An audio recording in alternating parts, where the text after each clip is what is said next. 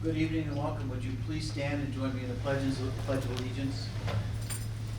I pledge allegiance to the flag of the United States of America and to the republic for which it stands, one nation, under God, indivisible, with liberty and justice for all. Welcome and thank you for coming this evening. We appreciate you joining us. Tiffany, we have roll call complete? Yes, we do. Okay, great.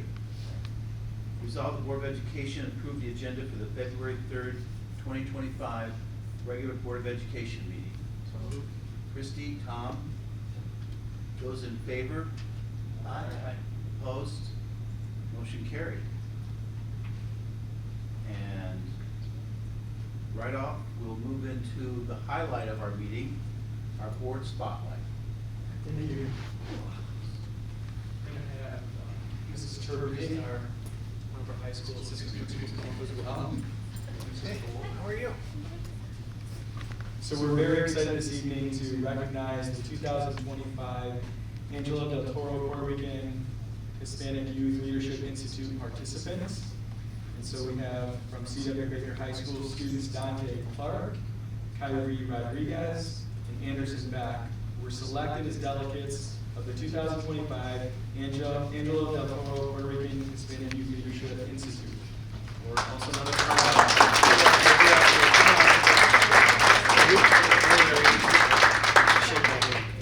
Parents, come on up front if you want a picture. Come on up front, parents. Congratulations.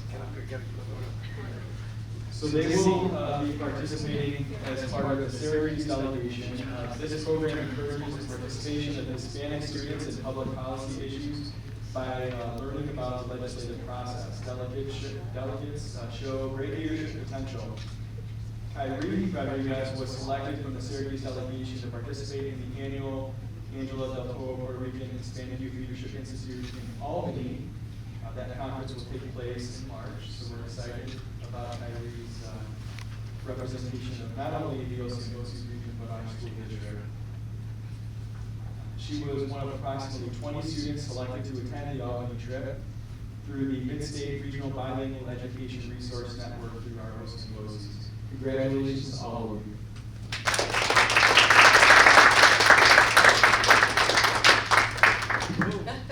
Good catch. Squeeze it a little. Here we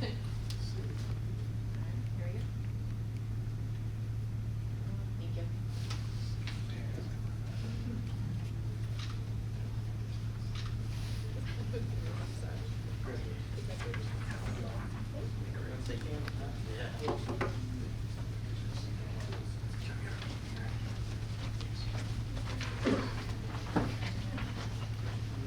For our staff, I turned it off, sorry, when I caught it.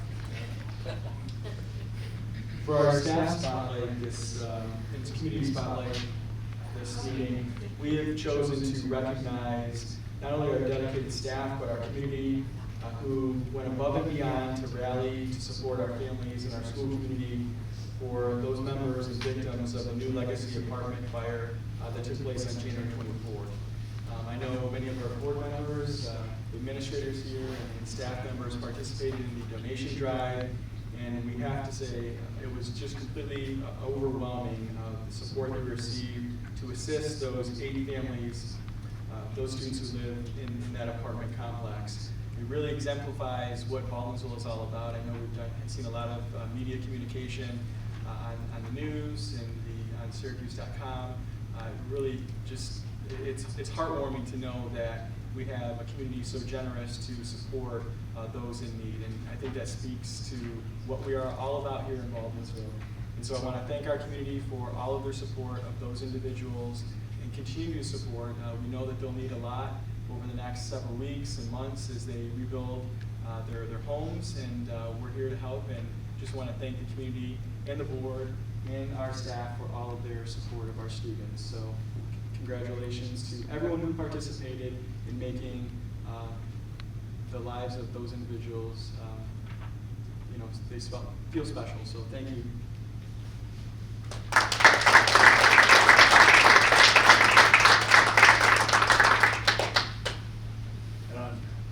guess so. I guess you guys already figured out that the best part of the meeting's over. Thank you for coming, students, and congratulations again.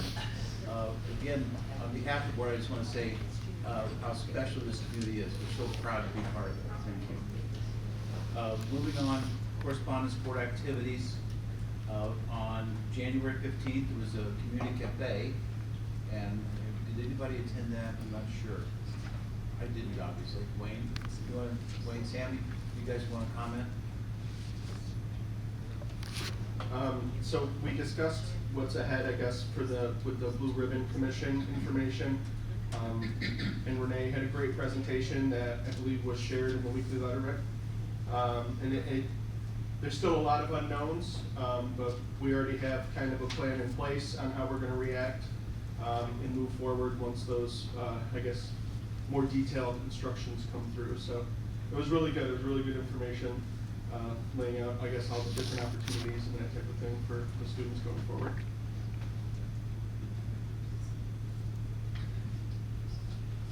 Okay, thank you. And then just before this meeting, there's a policy committee. And anybody want to comment on the policy committee? Again, I want to compliment this board on the way they handle themselves. It was great dialogue. Everybody got a chance to speak and speak again. I'm just really proud of the way we handle ourselves as individuals. It's just nice to see. Professionalism is much appreciated, so thank you. Going forward then, the next community cafe is February 12th. And Joe, what's your topic? It is project-based learning. Oh, great topic, yeah. So it's been a hot topic, and I know from our presentations we got from the principals, they were all talking about how they were going to integrate project-based learning. So that'll be a good one. And then Monday, February 17th, there's no school for President's Day. And unfortunately, Evie, I'm sorry to tell you, there's no school the rest of that week. It's okay. I know you're disappointed. Okay. She already made plans for that. Okay. And then because of that unfortunate timing, we won't have another board meeting until March 3rd. But be ready then, okay? With that, time for our students' board report. Evie. All right, so first and foremost, all the regencies were taken and graded just for the kids who maybe didn't get the score they wanted, or they're transferring into the district, or for whatever reason they were missing regents for graduation purposes. So that's great that they were quick and easy. I haven't really heard any complaints about it, which is nice. I also met with some of the sophomores. They're kind of having a rough start getting started, like building a sophomore class club. And so they wanted me to mention that on February 25th from 3 p.m. to whenever Sal's closes, there's a fundraiser and 10% of the funds go to them, and they're planning for future dances and stuff. They want to try to plan a homecoming dance next year during the homecoming game. I think it was after that. So that's going to be really exciting, and there's something to go towards that. Tonight actually is junior parent night, which is when administration will kind of talk to the parents about the application processes for next year if they want to go into that, or if it's like a trade or apprenticeship. So that's kind of where parents get some insight, as the kids have been throughout their high school career. There will be another PTSA meeting on February 6th. It's virtual at 7 p.m. and there's a link on the webpage if anyone's interested. And like to kind of tie into that, KBR planning has been going really well. If there's any donations, I have an email if you'd like. And then furthermore, ID badge information has been sent out through email. I think it's through the virtual times this weekend. And there's also being a video produced by students and administration, I believe, to kind of give an explanation of why we're doing this. I'm not sure when that's going to come up, but I know it's in the process. And then also, kind of before junior prom, to set an example or to educate people, there's going to be the Save a Life tour again, and they bring like this simulator, and then one of them is as you're driving as a normal person, the other one is if you're under the influence. So it's a really good perspective to have students realize that this is real and that it's an actual thing that we should be thinking about and considering. So it's really good that we're doing that. P2, Positivity Project, is gonna go to Eldon again for winter festivities. Probably gonna do snowflakes, kind of cut them out, hang out with the kids and show them how to take a positive spin on a negative situation. That's the goal. See if that happens. The area All-State was in Ithaca and they went there to perform a concert. February 6th as well, the Hadestown ticket reservations open. They're free and you can find the link on the BTAB website to reserve your ticket if you'd like to go. I heard it's really good and it's kind of controversial because like a lot of people wanted to sing role, but that's okay. I'm sure the person who's playing it is doing great. And then the CLFI literacy meetings for your alternate language has started. We had the first 2 meetings this month, and there's going to be 2 every month, and you go to either one or both. And it's really good preparation because it's going to be in BOCES. Like you're going to have to go to BOCES and do your presentations with a bunch of other school districts. So we're really trying to hone in on our language skills. Some exciting news was the On Center was reserved for ball next year for the juniors this year, which is where we're going to have our ball this year. And I heard we're surfing. It's a really great place to have. There's a senior volleyball game on March 14th. You pay to play, any player to attend. It's kind of just a little fundraiser last minute to get some extra funds if they need it. And if not, it's just going to be a great time to play some volleyball. And you kind of form your own team. There's going to be concessions. It's actually going to be really fun with music. And lastly, the Big Chill is coming up, and the Rotary Interact Club, along with sports teams, are all raising funds to just donate to the event in general and to be able to like do the plunge. Really, I mean, I couldn't do that, but good for them. Thank you. Thank you, appreciate that. We do always welcome hearing from the public, and now's the time when we open it up for speakers. We do ask that you limit your comments to 30 minutes, or to 3 minutes, and no more than 30 total. Thank you, yeah. I don't know if anybody I know could make that 30 minutes, but I was thinking maybe one, So, anyway, do we have any requests? No? I know. Okay, thank you. Okay, then moving to the business section. The first area is the consent agenda. Resolve the Board of Education approve the consent agenda pursuant to the attached. Second. Tom, Jeremy, any questions or discussions? I just would note on here, there's 3 agreements which we have all previously discussed and are aware of, I believe. So that's obviously not up there. I mean, we can't view the agreements on there, but we have been through that. The trip request we've been through, and I don't think there's anything else that we're missing here, right? So, go ahead. Question for Tiffany on the budget transfers. There's a few that are a large dollar amount, 42,000, 84,000. If you could explain and help us understand why that happens, that would be really beneficial.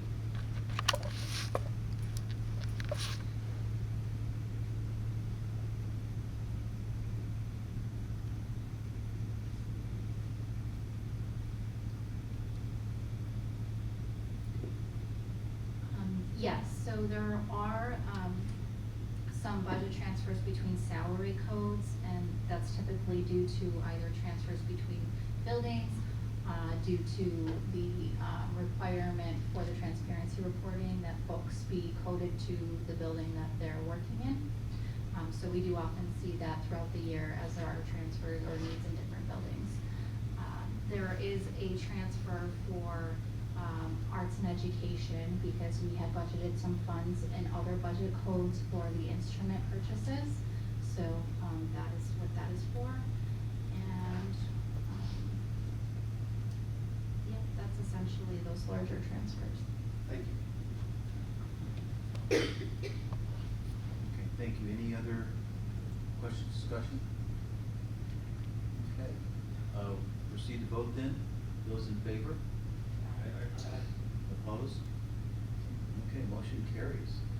And I might take note that after many years with Coach Sanfilippo and his retirement, we've now hired a new football coach, a former Gatorade Football Player of the Year from Baldwinsville, and lastly member of the coaching staff at the Tennessee Titans.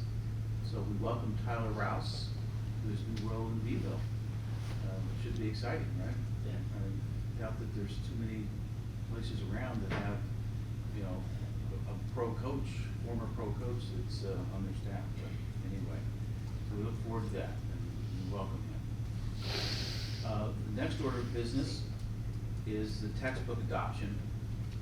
And resolved Board of Education approved the textbook adoption of Grace with Grayson by Emily Polanski to be used in grade 7 English classes pursuant to the attached. So moved. Andrew, Sam? Okay. So we did discuss this previously and we've had time to study it. So I'm gonna ask in the interest that we, per Robert's Rules of Order, you know, everyone gets to speak, everyone's entitled to speak, but you really may be asked not to repeat until everyone has spoken. So I'm gonna ask that we go around and anyone of interest say something, and then we come to a vote if that's possible at that point, okay? But we had a great discussion last time. I'll start off by saying, I read the book, I appreciated the book, I found it to be quite interesting, more a book about differing ideas and thoughts and how different people handle that. And how, especially during adolescence, that is a hard situation for kids. Also, I thought it was very realistic in the fact that you're probably going to be ridiculed regardless of what you do by some kids and accepted by others. And the book also showed that sometimes there's consequences for adults from things that kids do or don't do, you know? So I thought that it would be a very good book to show kids the fact that not everybody's the same and that you can be different, you can be accepted and find your own place in life, I think. And that everybody has something to contribute. But, you know, aside from the gender issue, I thought it touched on that very well, very lightly, did not advocate or illuminate or glorify anything, which is what I don't want it to. But, so I found it to be a book I thought would be interesting to 7th grade readers. Okay. So anybody else? That's my turn. Who else wants to talk? I just have two questions. One, just to publicly ask that this, or verify that this book currently is available in the Ray Middle School's library for any student to check out today, correct? That is correct. And then the other point of clarification was that the Bravery series within the 7th grade English class is an opt-in. So a letter will go to all parents for students, and then the parents and student together will pick the books that they're supposed to. I saw there was a large list there, but just wanted to clarify that this is an opt-in module, so they have to actively pick with their student. Renee, do you want to talk about that? That is correct, yes. And the board should have seen that letter drafted in the Friday. Yep, I just wanted to clarify that, but thank you. Anyone else? Thomas? Sure, I'll start. And I was gonna ask about that too, and thank you for sending that, in regards to just clarifying that this is proposed as a series, like a choice for students. So I didn't really say much about this the last time we were together to talk about it, because I hadn't read the book. So as we were talking about it, I actually ordered it on Amazon during the meeting, and I read it. And being a former 6th grade ELA teacher, I taught a bunch of ELA, I found the book, first off, I enjoyed reading it because I love that sort of level of text. I found the book to be well written. I sort of pictured myself as a 6th grade ELA teacher, even though we're proposing this for 7th grade, navigating the different themes and talking to students about it, and felt like I almost wish that maybe this was, I could go back to doing that. Because I thought it was just really, really ripe with great discussion themes, right? And I have complete trust in our 7th grade faculty to be able to do the same. I think that's one of the benefits of being in Baldwinsville. We have amazing teachers. So I was thinking about the themes of it, right? And so to me, the theme, even though there's obviously a gender identity theme that is part of the book. But I think even more so, the book is about things like accepting diversity, about being true to yourself, being courageous enough to being true to yourself. I also thought part of it that was really interesting was this notion of being an ally to somebody that feels different, right? And being supportive. And that not only was with the students that were in school, but also sort of the challenges with that come from the adults that are woven throughout the book. And then the last part of it that really jumped out at me was this notion of social construct. We talk a lot about social construct with my students, right, my college students, right? And how that connects to, in this case, it was connected to gender identity, but I also think it really does connect to, I think, one of our pillars here in Baldwinsville, which is this idea of being inclusive, right? And being respectful and thoughtful about what that actually means. I think that I think this was a book that will give you the opportunity to be able to do that. The last part of it, and this is the higher ed person in me, right, was I had to go look for a journal article, right, a peer-reviewed journal article. And so I found one, and it was recommended through the Trevor Project, if anybody doesn't know what the Trevor Project is. And the journal article, the research, part of what they talked about in the research and some of the results were that I think there was like 34,000 students that identified as transgender, right, were surveyed. And the percentages, if we get into the quantitative part of it, that were reported was that for students that were in a community where they felt accepted and they felt valued, that the rate of attempted suicide dropped 40%. And to me, that is an important thing to pay attention to if we're really talking about really what inclusive education means and what the safety of the students within the Baldwinsville school community, what that really means. And so I know that's just one study, but those kinds of numbers actually make sense to me because, again, having spent my life in education, I know that some of the things that are tragic outcomes for some of our students are based on the fact that they don't feel included, and they feel as though they're not part of a school community. And I think we do a tremendous job of that here in Baldwinsville. I always think that we can get better, but that's sort of where I'm coming from. So that's my 2 cents, and I went over my 3 minutes, so I at least it wasn't 30 now. Okay. Other thoughts, comments? Sam?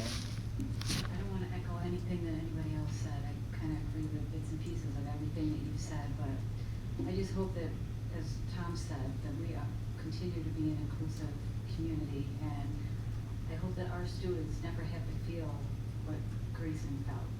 And I think this book will help other students in our district.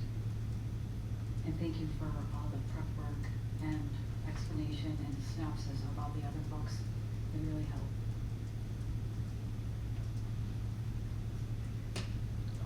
So, Tom just reminded me of something. And it was just kind of a passing thing, but it's a curiosity for me. And I don't know if anybody's got an answer to this, but just, again, curiosity for me. The lexile in this book is only 720, which is fairly low for 7th grade. For 7th grade readers, sort of at grade level, are significantly above the 720. And I'm just wondering, I I don't know if that's intentional, I don't know how the selection is made for that group. I'm gonna look to Renee, but I will say, when I was the assistant superintendent for curriculum instruction, and we were looking to make major changes with text series, and, you know, one of the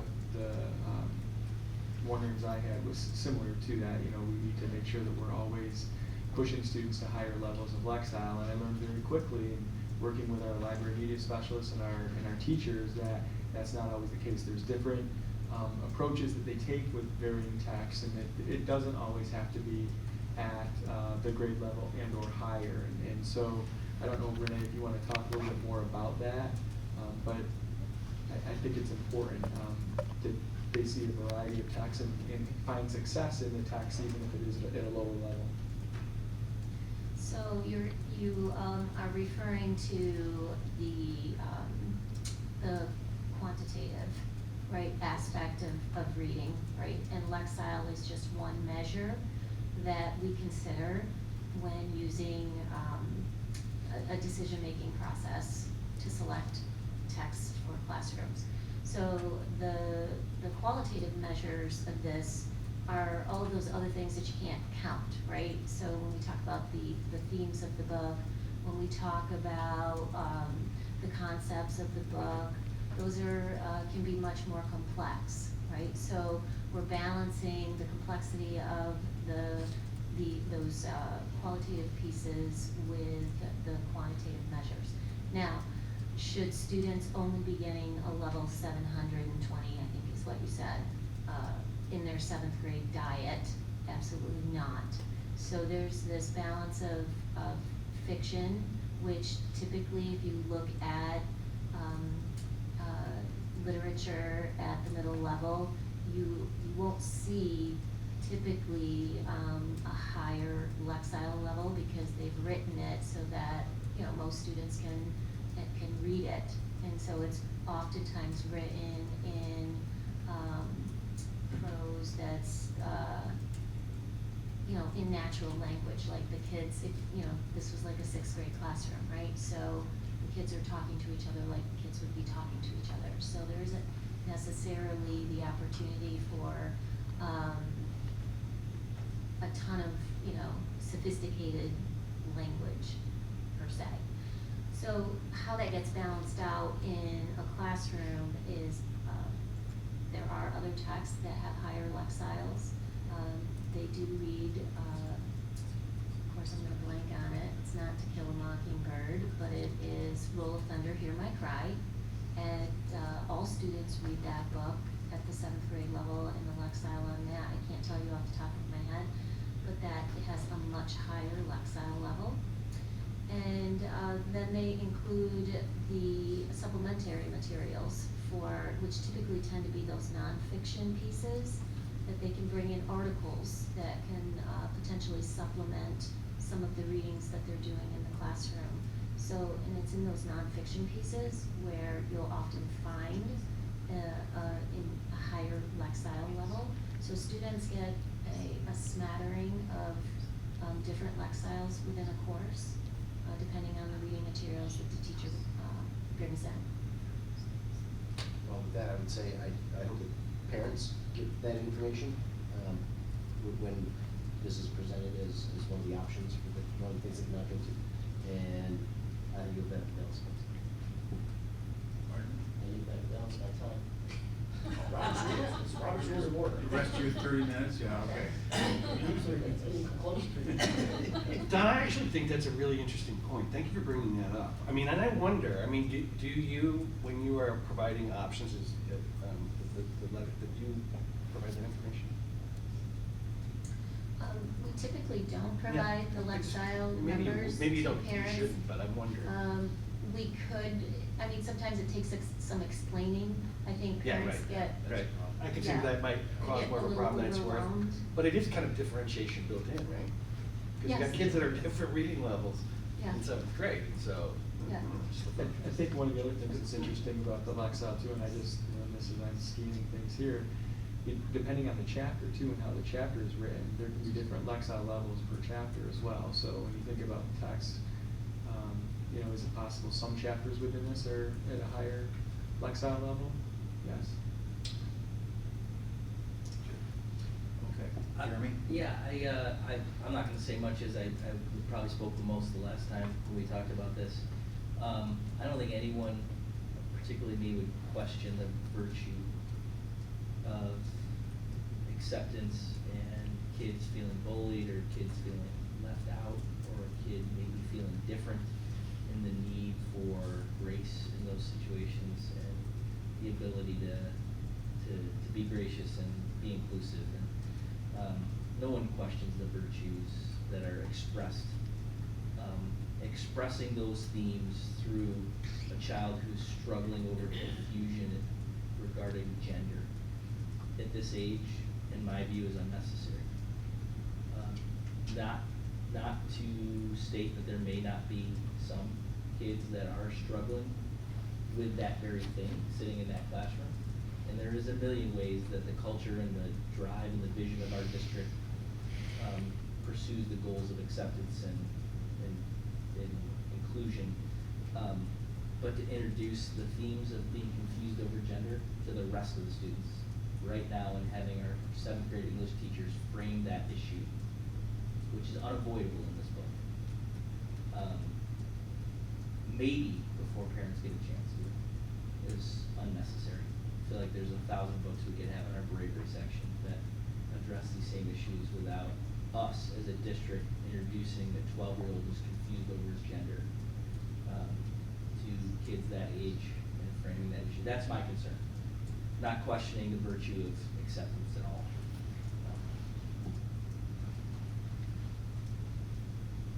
Any other thoughts or comments at this point? Andrew? I would just like to thank Renee for the information you gave us, and knowing that the parents have the choice of the 5 books, and most likely they're gonna sit with their child and be able to talk to them about each one of those and then decide which book they want. I think that's really important that we do that, so thank you. Okay. Anybody else? Okay, I guess then hearing none, we'll proceed to vote. I think, just so there's no confusion, maybe we should do a show of hands. Is that okay? I'm sorry, I apologize.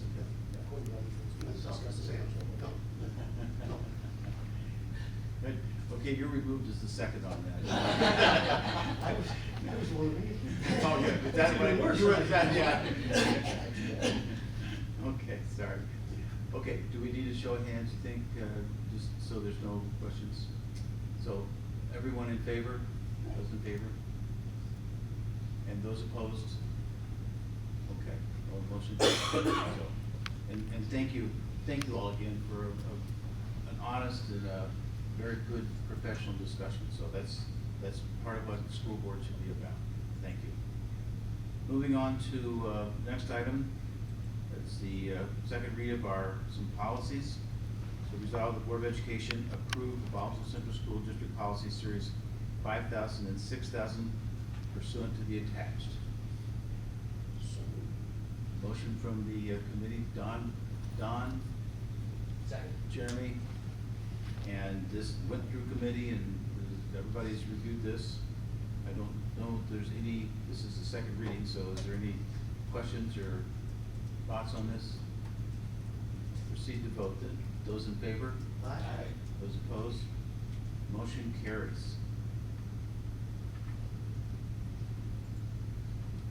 And that concludes our business section, so we're ready for the round table.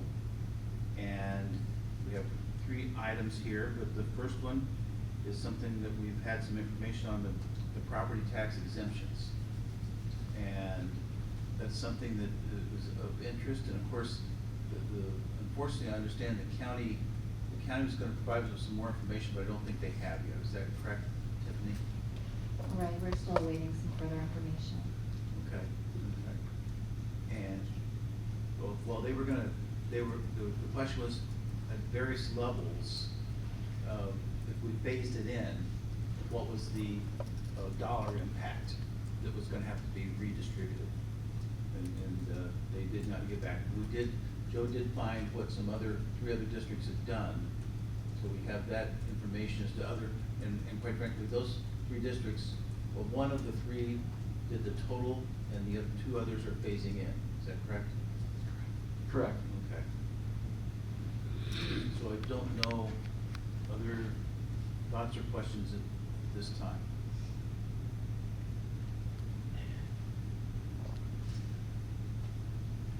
Yes. I think it would be helpful once we get some of that information back from, was it Don, the gentleman from the county? Obviously, when we're looking to redistribute, to allow those, a little break, but have the rest of the, district pick it up, it would be nice to kind of at least see and be responsible to all of the taxpayers with what changes. So I think until we get that impact, it's hard to say which route you're gonna go, you know, immediate, full, half, sliding, whatever, if that makes sense. Okay. Is that the general feeling? We'd just like to see hard data to make decisions. Yeah, that's probably the fiscally responsible thing to do. Okay. Okay. Go ahead, Don. So since we're roundtabling this, I was thinking through a few things from the last meeting. I'm wondering if we can create an exemption for single moms. I don't believe that would be in the law. This, you have to create, this has to be something that's recognized in New York State. By the state legislature. Got it.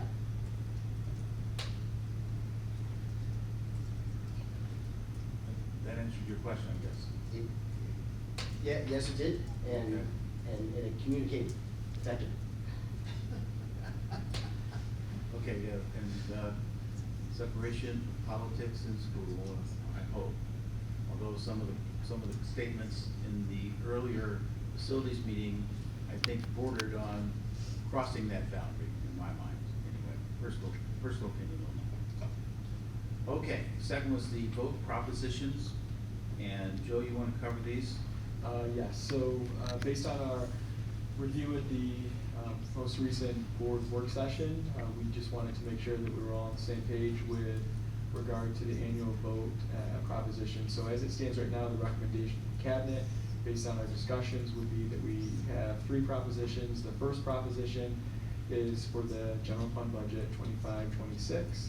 The second proposition would be internal combustion engine student transport vehicles, so our regular gasoline or diesel buses, and the smaller vehicles for transporting students. And then the third proposition would be the authorization to establish another capital reserve fund to be used for future capital projects to basically shift any reserve, any additional funding we have at the closeout of each school year into that reserve so that we can use to offset future projects. So those would be the 3 recommendations for this upcoming May vote. Other concerns, questions? Just a little, so jumping out of sequence, proposition 3, that would be, I mean, obviously distinct from the reserve fund, the general reserve fund, right? Right, this would. That's a separate Probably- segregated fund. Yep, so we have a number of reserves, and Tiffany can do this better than me, but each one has a designation. And we have current reserve funds. That's how we are able to put up a capital project and pay our share, or pay what the community share out of the reserves, because we've already saved that money. That's the So- general reserve. No, there's no general reserve, Okay. each one's specific. It's- Got it. And some of them are allocated, like there's a ERS reserve, which is pension, that can only be used for ERS. This could only be used for capital projects. So this resolution, proposition, when you see the resolution that you'll have to approve at the March 3rd meeting for moving forward with the vote, you will see it will be very specific. So it will say what the dollar amount will be, maximum dollar amount, and the number of years that we can hold on to that reserve.